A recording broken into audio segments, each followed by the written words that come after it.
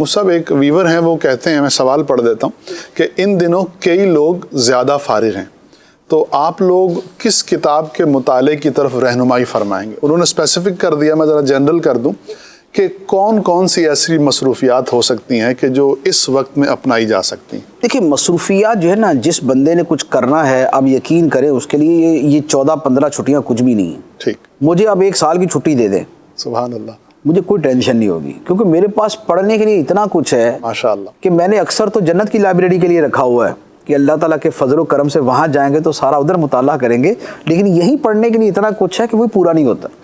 اب کیا کریں؟ دیکھیں، سب سے پہلے تو یہ ہے کہ نماز بما سنتوں اور نوافل کے اس کو اپنا معمول بنائیں، نمبر 1۔ نمبر 2، قرآن پاک کی تلاوت اسے اپنا معمول بنائیں، اور بہترین طریقہ یہ ہے کہ جو روزانہ ایک منزل پڑھنے کا فرمایا گیا نا، قرآن پاک کی 7 منزلیں، یعنی 7 حصوں میں ڈیوائیڈ کریں تو قرآن پورا ہو جاتا ہے، تو بھائی 7 دنوں کے اندر ایک قرآن پاک ختم کر لیں، نہایت فضیلت والی چیز ہے، اور قرآن سراسر شفا ہے، ہوا شفاء، وہ شفا ہے، تو لہٰذا قرآن پاک کی تلاوت۔ اچھا، اتنی نہیں کر سکتے تو چلے جتنی کر سکتے ہیں، نمبر 1۔ نمبر 2، قرآن پاک کی تلاوت میں سورہ یاسین کا روزانہ پڑھنا، اسی طرح سورہ ملک کا جو رات کو تلاوت کرنا، اسی طرح سورہ دخان کی رات کو تلاوت کرنا، کہ سورہ دخان کی جو تلاوت کرتا ہے تو 70,000 فرشتے اس کے لیے صبح تک دعا کرتے ہیں، سبحان اللہ۔ سورہ ملک کی جو رات کو تلاوت کرتا ہے عذاب قبر سے محفوظ رہے گا۔ سورہ یاسین قرآن کا دل ہے، 1 مرتبہ پڑھیں 10 قرآن پڑھنے کا ثواب ملتا ہے، سبحان اللہ۔ تو لہذا یہ اعمال جو ہیں یہ قرآن پاک کی تلاوت کے حوالے سے۔ اچھا، اس کے علاوہ بہت اچھا ہوگا کہ جب آپ فارغ ہیں تو یہ سورتیں زبانی یاد کر لیں، سورہ یاسین، سورہ ملک، سورہ دخان اور سورہ رحمان، سورہ واقعہ، یہ روزانہ بھی پڑھیں اور اس کو یاد بھی کر لیں۔ سورہ واقعہ کے بارے میں یہ ہے کہ جو روزانہ سورہ واقعہ پڑھے گا کبھی محتاج نہیں ہوگا، کبھی محتاج نہیں ہوگا، تو سورہ واقعہ روزانہ پڑھنا معمول بنا لیں اور اس کو یاد بھی کر لیں۔ اچھا، پھر یہ جو صورتیں ہیں ان صورتوں کا ترجمہ اور تفسیر بھی پڑھ لیں، کیونکہ ترجمہ تفسیر پڑھیں گے نا تو یہ سمجھ آ جائیں گی ساری۔ تو اب جب آپ تلاوت روزانہ کریں گے تو آپ کو مزہ آئے گا، کیونکہ آپ کو اس کا معنی اور مفہوم سمجھ آ رہا ہوگا اور آپ کو پتہ چل رہا ہوگا کہ کیا باتیں ہو رہی ہیں۔ جب آپ سورہ رحمان پڑھیں گے اور جنت کے واقعات اور جنت کی باتیں پڑھیں گے اور خدا کی نعمتوں کا پڑھیں گے، تم اپنے رب کی کون کون سی نعمت کو جھٹلاتے ہو، اور ساتھ میں نعمتیں نعمتیں نعمتیں نعمتیں یہ چل رہی ہوں گی۔ سورہ واقعہ پڑھیں گے، اس میں جب آپ جنتیوں کے بارے میں پڑھیں گے، اصحاب الیمین کہ دائیں طرف والے کیا ہے، فی صدر مخدود و طلح ممدود و ظل ممدود و ماء مسکوب و فاکہۃ کثیرہ لا مقطوعۃ ولا ممنوعہ۔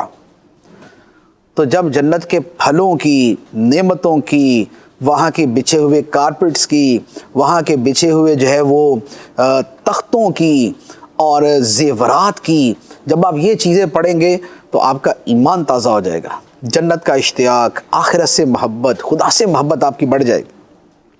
جب آپ سورہ یاسین پڑھیں گے اور اللہ تعالیٰ کی عظمت و قدرت کے دلائل پڑھیں گے کہ وہی ہے جو نظام ہستی چلا رہا ہے، وہی خدا ہے، وہی خدا ہے، جب آپ یہ پڑھیں گے کہ سورہ یاسین کے اندر اللہ تعالیٰ کی قدرت کے دلائل ہیں کہ اس نے سبزہ پیدا کیا، درخت پیدا کیا، آسمان و زمین کا نظام چلا رہا ہے، سورج چاند سب ایک نظام سے چل رہے ہیں، اور وہ دوبارہ انسانوں کو پیدا کرے گا اور اس کے لیے یہ کوئی مشکل نہیں ہے، اور اس کی شان تو یہ ہے انما امرہ اذا اراد شیئا ان یقول لہ کن فیکون، وہ کن کہتا ہے ہو جاتا ہے۔ تو جب آپ اللہ تعالیٰ کی شانیں پڑھیں گے تو اب آپ سمجھ کے پڑھیں گے تو آپ کو مزہ آئے گا۔ تو لہٰذا یہ معمول بھی بنایا جا سکتا ہے کہ یہ جو صورتیں ہیں، یعنی سورہ یاسین، سورہ رحمان، سورہ واقعہ، سورہ ملک، اور یہ جو صورتیں ہیں، اسی طرح اس کے علاوہ وہ صورتیں جو ہم عام طور پہ نمازوں میں پڑھتے ہیں، جیسے 30ویں پارے کی جو صورتیں ہوتی ہیں، ان صورتوں کو زبانی یاد کر لیں، نمبر 1۔ نمبر 2، ان کا ترجمہ تفسیر صراط الجنان سے پڑھ لیں۔ آپ صراط الجنان سے آپ پڑھ لیں گے تو آپ کو اس کا پورا مفہوم بھی سمجھ آ جائے گا۔ اچھا، تیسرے نمبر پہ اگر آپ مطالعہ ہی کرنا چاہتے ہیں کہ جناب مجھے مطالعہ کرنا ہے آپ صراط الجنان کو پکڑیں اور مطالعہ شروع کر دیں، اور جتنی پڑھ سکتے ہیں پڑھ لیں۔ اچھا، اسی طرح امیر اہل سنت کی جو کتاب ہے نیکی کی دعوت، اس کو پڑھیں۔ فیضان نماز، اسے پڑھ لیں۔ اور اس کے علاوہ اور مکتبۃ المدینہ کی المدینۃ العلمیہ کی بڑی زبردست کتابیں چھپی ہیں، اب وہ پڑھ لیں۔ تو جس نے مطالعے کی طرف جانا ہے وہ اس طرف چلا جائے۔ اچھا، اسی طرح وہ کتاب سبحان اللہ والوں کی باتیں، حلیت الاولیاء کا جو ترجمہ ہے، اتنی خوبصورت کتاب ہے کہ جو اس میں بزرگان صحابہ کرام، تابعین، تبع تابعین، بزرگان دین کے حالات، واقعات، کرامات، فضائل، تعلیمات کا بیان ہے، کیا خوبصورت ہے اللہ والوں کی باتیں۔ اچھا، اسی طرح صحابہ کرام اور صحابیات کے بارے میں پرٹیکولرلی المدینۃ العلمیہ کی کتابیں ہیں، عشرہ مبشرہ کے بارے میں، پھر عشرہ مبشرہ کے علاوہ بہت سے صحابہ کرام کے بارے میں، پھر صحابیات کے بارے میں، پھر ازواج مطہرات کے بارے میں، وہ پڑھیں۔ خواتین کا ذوق جو ہے وہ ازواج مطہرات کے بارے میں پڑھنے کا، صحابیات کے بارے میں پڑھنے کا، تو وہ ان کتابوں کا مطالعہ کر لیں۔ تو یہ والی چیزیں ہوگی۔